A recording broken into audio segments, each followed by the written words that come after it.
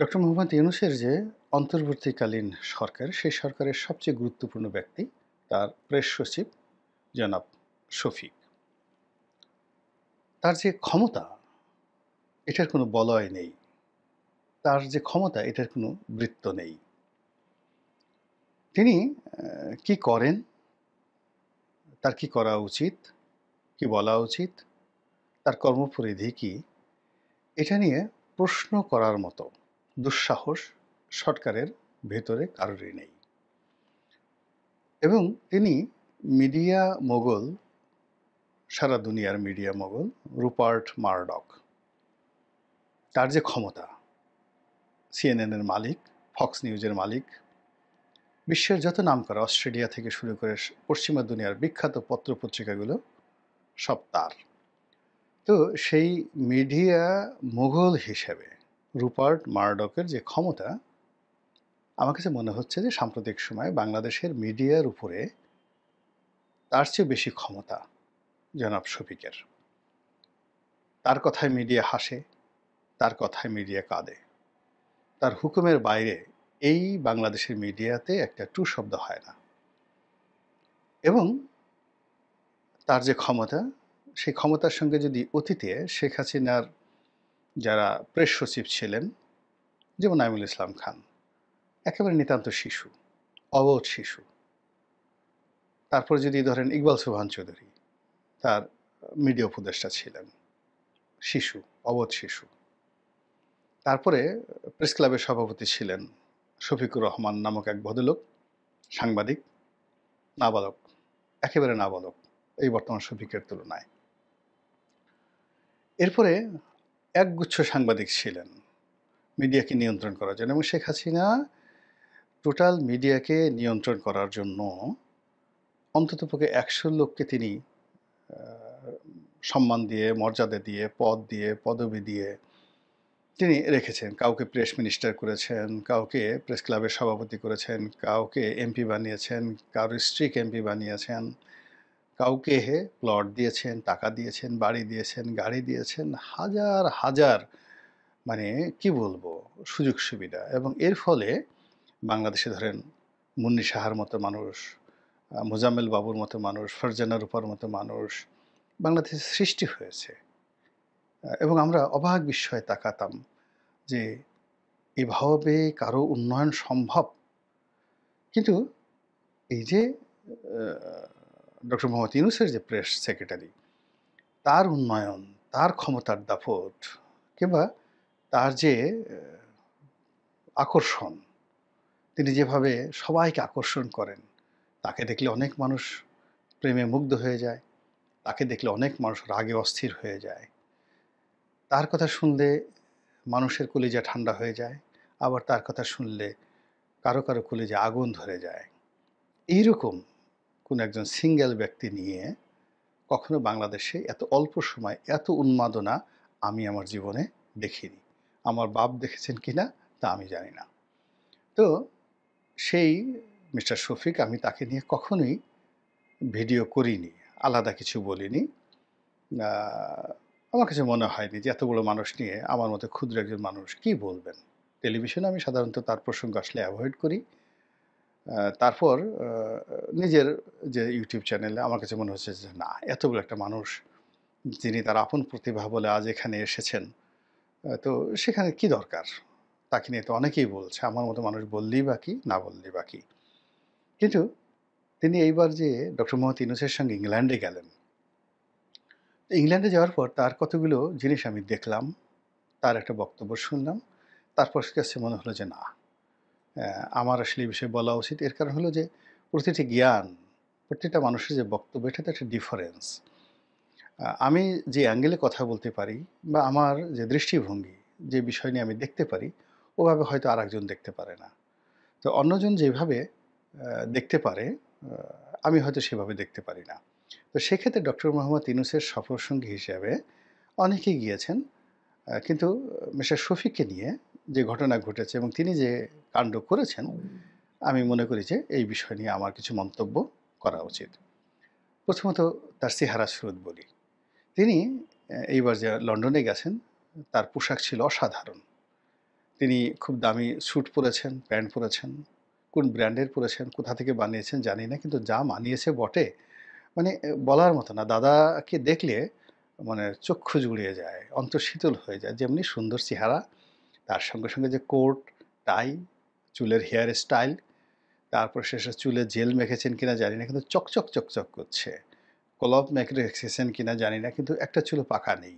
অসাধারণ! তিনি হোটেলে যাচ্ছেন, তারপরে বের হচ্ছেন। এই দৃশ্যগুলো দেখে আমার ভালো লাগলো। দ্বিতীয়ত হলো, তাকে গালাগাল দিচ্ছিল আওয়ামী লীগের লোকজন। বিশ্রী ভাষায়। আওয়ামী লীগ তো এমনি বাজে একটা দল। তারা খালি গালাগাল করে। এমন ভাষায়, অকথ্য অশ্রাব্য ভাষায় গালাগাল ডক্টর মোহাম্মদ ইউনূসের এই রত্ন, পাথর, জেমস, তাকে কেন্দ্র করে যে সমস্ত গালাগালি দূর থেকে তারা বলছিলেন, তুই-তুকারি করে কথাবার্তা বলছিলেন। কিন্তু এগুলো শোনার পরেও তিনি ছিলেন হিমালয়ের মতো অটল। তার চোখে কোনো কাঁপুনি ছিল না। একবার শুধু দেখলাম যে তিনি খুব সূক্ষ্ম দৃষ্টি নিয়ে তাকালেন, অনেকটা ঈগলের চোখ নিয়ে, যে কে তাকে উদ্দেশ্য করে এই বাজে কথা বলল। চেহারাটা চেনা যায় কিনা, বা আগামী দিনে ওই চেহারার কাউকে বাংলাদেশে পেলে তাকে কিছু করা যাবে কিনা, ওইভাবে তিনি তাকালেন। আর সেই তাকানোর পরে তিনি যখন চোখ ফিরিয়ে গেটের দিকে যাচ্ছিলেন, হোটেলে ঢুকতে যাচ্ছিলেন, তখন আরেকটু হলে তিনি পড়ে যেতেন। পা স্লিপ করছিল তার। এটা দুটো কারণ হতে পারে। জুতা নতুন হতে পারে। আনকোরা নতুন জুতো যদি পরেন, আপনি স্লিপ করবেন। ২ নম্বর হলো যে আ হোটেলের যে ফ্লোর, মার্বেল, এটা খুব স্লিপি হতে পারে। স্লিপি হতে পারে। আ সেই কারণে আপনি স্লিপ করতে পারেন। আর ৩ নম্বর হলো যে পরিবেশ পরিস্থিতির কারণে আপনার নিউরন, ব্রেইনের যে নিউরন সিস্টেম আপনার সাথে বিট্রে করতে পারে। অনেক সময় দেখবেন যে আপনি ১ সেকেন্ডের জন্য বা ১ ন্যানো সেকেন্ডের জন্য হারিয়ে যান। আপনার হাত থেকে মোবাইল পড়ে যাচ্ছে, আপনি কাত হয়ে পড়ে যাচ্ছেন, অথবা আপনি অবাক বিস্ময়ে কোনো কথা চিন্তা করছেন বা দেখছেন, এবং মুহূর্তের ভিতরে আপনি হারিয়ে যাচ্ছেন। হঠাৎ করে চোখের সামনে একটা গ্লাস পড়লো, দরজা পড়লো, আপনি নাকে ব্যথা পেলেন, চোখে ব্যথা পেলেন, এরকম হতে পারে। তো সেক্ষেত্রে ওই যে গালাগালি শুনে তার নিউরনে প্রবলেম হতে পারে, অথবা ফ্লোর একেবারে যাকে বলা হয় এত মসৃণ, ওইরকম মসৃণ মার্বেলের উপর জুতো পায়ে দিয়ে হাঁটার নিয়মিত অভ্যাস না থাকলে যা হবার তাই হয়, স্লিপ খায়। আবার যদি গিয়ে ইংল্যান্ডে দেখা গেল যে অনেক দামি, দামি ব্র্যান্ডের জুতো আছে, সেখানে মরিসি আছে, বালি আছে। তো এই সকল জুতো বাংলাদেশে পাওয়া যায় না। ওখানে সেই জুতো পরার পরে একটু সমস্যা হয়। আই ডোন্ট নো তিনি সেই কাজটা কেন করেছেন। তো সেটা নিয়ে আসলে আমি ইন ডিটেইলস আলোচনা করব না। আমি তার একটা বক্তব্য নিয়ে আলোচনা করব যে তিনি আওয়ামী লীগের লোকজনকে কুকুর বলে গালি দিয়েছেন। আমরা যদি আ যে সাধারণ ভাষায় বলি কুত্তা, তিনি কুত্তা বলে গালি দিয়েছেন। আওয়ামী লীগের লোকজন কুত্তা। একেবারে ডাইরেক্ট বাংলায়। কিন্তু আশ্চর্য ব্যাপার হলো, তিনি বলেননি এরা কি নেড়ি কুত্তা? বাংলাদেশে যে পথে ঘাটে ঘুরে বেড়ায় নেড়ি কুত্তা? নাকি ইংল্যান্ডের ব্রিটিশ কুত্তা? নাকি জার্মান শেফার্ড? তিনি পাইকারি বলেছেন এরা কুত্তা, মানে তার ভাষাতে কুত্তা বের হয় না। আমরা তো বাংলাদেশে থাকি। আমরা আসলে ওইভাবে কুকুর বলতে পারি না। তিনি কুকুরও বলেননি। তিনি যেটি বলেছেন সাংকেতিক শব্দ। সেটি হলো আ ঘেউ, ঘেউ, মানে আওয়ামী লীগের যে সকল লোক গালাগালি করছিল, তিনি তাদেরকে বলছেন যে আওয়ামী লীগ পুরো ইউরোপ থেকে টেনে হিঁচড়ে ২০ জন ঘেউ, ঘেউ করার মতো ঘেউ, ঘেউকারীকে আনতে পারেনি। তো ঘেউ, ঘেউ করে কারা? কুকুর। ঘেউ, ঘেউ করে কারা? আ কুকুরের বাচ্চা। ঘেউ, ঘেউ করে কারা? আ সেই আ যেটা বলা হয় এই কুকুর জাতীয় প্রাণী, তাই না? আর এর বাইরে আবার ঘেউ, ঘেউ করতে পারে অনেক মানুষ আছে যারা একেবারে কুকুরের স্বর আ যাকে বলে নকল করে তারাও ঘেউ, ঘেউ করতে পারে। কিন্তু এদেরকেও বলা হয় কুত্তা মানব বা কুকুর মানব। আবার অনেকগুলো রোবট আছে। সেই রোবট মানুষের আকৃতি হোক বা কুকুরের আকৃতি হোক, তাদের মধ্যে আপনি সেটআপ করে দিলেন ঘেউ, ঘেউ। তারা খুব জোরে, জোরে ঘেউ, ঘেউ করলো, কিন্তু দে আর বেসিক্যালি রোবট। কিন্তু শফিক সাহেব শিক্ষিত মানুষ, সম্ভ্রান্ত মানুষ। এরপর ইংল্যান্ডে। ফলে তিনি আমাদের মতো এরকম অশালীনভাবে তিনি কুকুর বা কুত্তা এগুলো বলেননি। বা তিনি মানুষরূপী কুকুর বলেননি। বা তিনি বলেননি যে আওয়ামী লীগ এত দেউলিয়া হয়ে গেছে যে তারা সত্যিকার অর্থে ২০ টি কুকুর ভাড়া করতে পারেনি। তারা ২০টি রোবট কিনে নিয়ে এসেছে। রোবটের মধ্যে তারা ওখানে দাঁড় করিয়ে রেখেছে। এর কারণ হলো কুকুরকে দিয়ে তো মানুষ ইচ্ছা করলে ঘেউ, ঘেউ করাতে পারে না। সাথে একজন মনিব দাঁড় করিয়ে রাখতে হয় এবং তাকে ট্রেনিং দিতে হয়। It is very tough. আপনি যেকোনো একটা কুকুর ট্রেনিং দেবেন এবং আপনার কথা মতো একটা কুকুর যেকোনো একজন অভ্যাগতকে দেখে ঘেউ, ঘেউ করবে, খুব কঠিন একটা বিষয়। তো এটা আ আওয়ামী লীগের লোকজন এই কাজ যদি করতে হয় তাহলে তাকে অনেক পরিশ্রম করতে হবে। ২ নম্বর হলো আওয়ামী লীগের অনেক লোক নিজেরা আ ভাষায় কথা না বলে তারা যদি কুকুরের ভাষায় কথা বলে ঘেউ, ঘেউ করেন, সেটাও একটা বিষয় আছে। তো এরকম কুকুরের বাসায় কেউ ঘেউ, ঘেউ করছেন কিনা এবং তিনি ডক্টর মোহাম্মদ ইউনূসের যিনি প্রেস সচিব তিনি তার সেই দিব্য দৃষ্টি দিয়ে সেই যে মানুষ যারা ওখানে দাঁড়ানো ছিলেন, সেই মানুষের মধ্যে কুকুরের ছবি দেখেছেন কিনা? কিংবা মানুষের কণ্ঠে তারা যে গালাগাল করছিল, তার